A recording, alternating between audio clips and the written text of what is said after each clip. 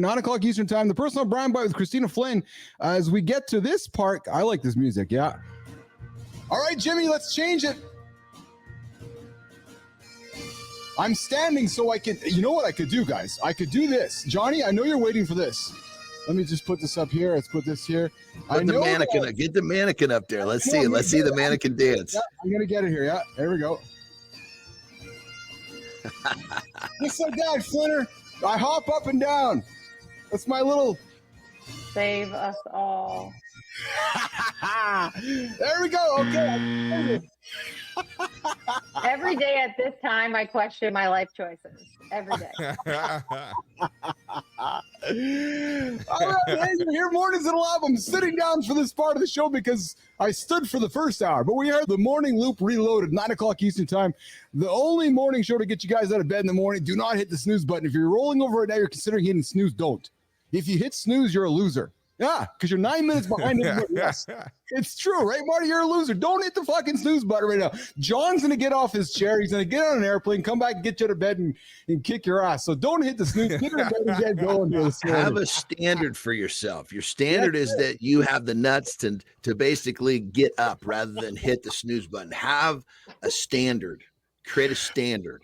We got Marty laughing over there, just hanging out. Man, you two are hilarious, man. I can't get enough of it, man.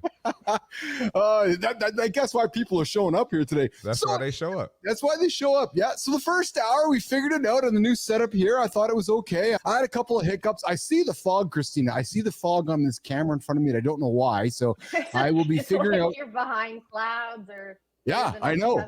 So Johnny talks about building the airplane as we fly and turning the airplane into a rocket ship in nation. So all you entrepreneurs out there, Marty, John, Kristina, we're talking to all these guys right now that are going, I want to start a business, but I don't know how to start.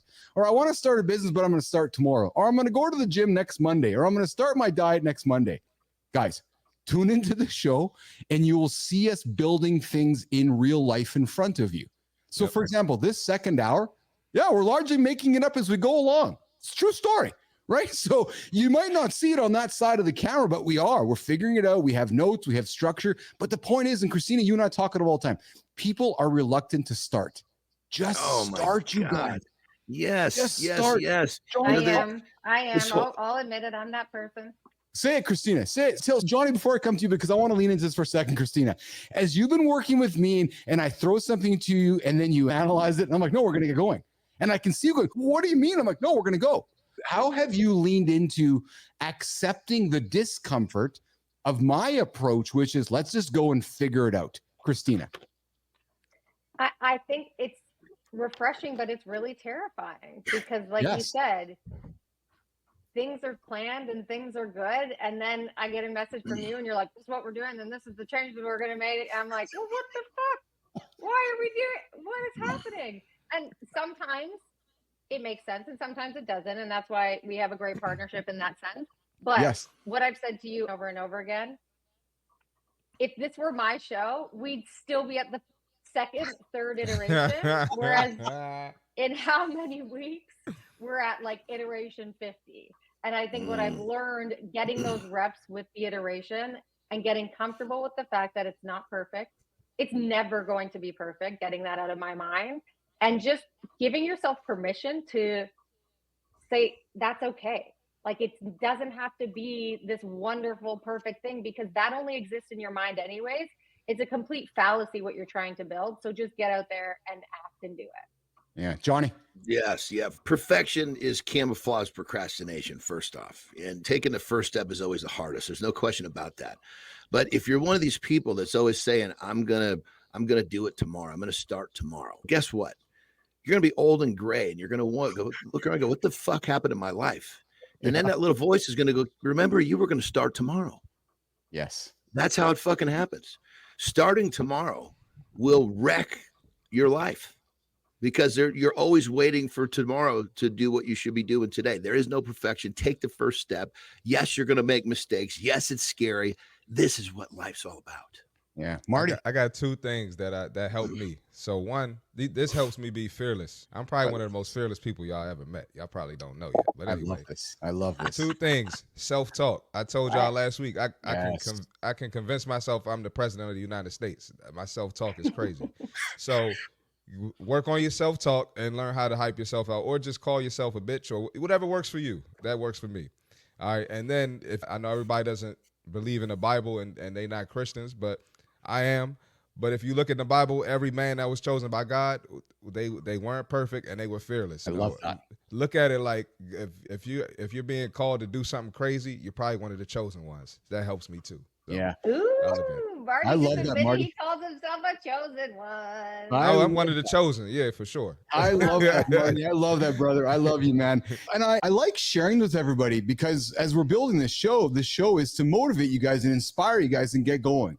And I'm certain, team, there's people listening to us right now thinking about getting started, but are nervous to take the first step. And all that we're saying is that just go. While this may come across as polished and everything, I can tell you behind the scenes, we're all pulling our hair out and getting gray hairs. But the point is we started. The point is we started, right? March 11th, I showed up. Nobody was here. Today, we got hundreds, sometimes thousands showing up. So if you're thinking about starting your podcast or thinking about starting your workout or thinking about starting your new eating routine today, just get going. And literally, and if you fall, come to our show. We'll catch you. And then we'll inspire you to start again the next day. And if you end up stopping your streak, guess what? You can start again. As difficult as it is, you start again. I'm not going anywhere. I know John's not going anywhere. Marta's not going anywhere. Tina's not going anywhere. So hang out with us, 8 o'clock Eastern time, and come back tomorrow and come back the next time. Get on the treadmill, go for a walk, get into the gym, and get started with your life with us here in the lab. All right, so the morning loop, reloaded. The time of the show, we dropped some fun stuff to give you guys something to think about. And I had a quick little thing here. So, guys, gentlemen, for our wives, the very human reason most men cheat, according to a relationship coach of 20 years. Kristina, I'm going to look at you first of all. Why do you think men cheat on their wives? Oh God, there's so many potential answers to that. I think people want to feel seen. I think people want to feel desired. And when things get really busy in your relationship and you don't feel seen and you don't feel like you're connected to your partner, you look for that connection and you look for that external validation elsewhere. Yeah. Marty, what do you think, pal? What's the number one reason men cheat? Number one, I'll give you a couple. Number one, I think it just this. I have a bunch of reasons, but the first one that come to mind is probably lack of sex. Probably not having sex at home. Okay. And I think guys are just biologically, they look that we're visual creatures, right? So you can lust after something, and it makes you make the wrong decision instead of maybe trying to work on your relationship. You just try to go somewhere else and get that need that's not fulfilled at home. Yeah. Hey, Greek Plumber, go have a good workout, brother. Thanks for joining us here this morning. If you haven't already, I invite you to subscribe to the channel, like the channel, share it with your friends. But I appreciate you coming to the lab this morning, and you have yourself a great workout. Johnny, my friend, my peer, my same aged brother. Go off, Johnny. A couple of months older than me, actually. He's the old man here. Johnny, let it rip. Here's the thing. I represent both sides of this fence because when I was younger, I would have girlfriends that would be committed relationships, and it wasn't like I said to myself, I'm going to be unfaithful. I just was unfaithful. It was like the call of the wild. I didn't really even understand what I was doing. I'm not trying to not take accountability, but it wasn't like this premeditated thing. Oh, I'm with her now, I'm just going to go try to do X, Y, Z. I was just doing it. Then the flip side of the coin is then Tara came into my life. And then that's when the things changed. And I was, okay, this is my wife. This is the mother of my kids. This is someone I'm going to be faithful to. And it was a very conscious position that I took. But before that, goddamn, I don't even know what I would say, why I was doing it. I couldn't have told you. The number one reason, Johnny, Marty, Kristina, that men cheat, according to relationship experts, is a lack of emotional appreciation. That's right.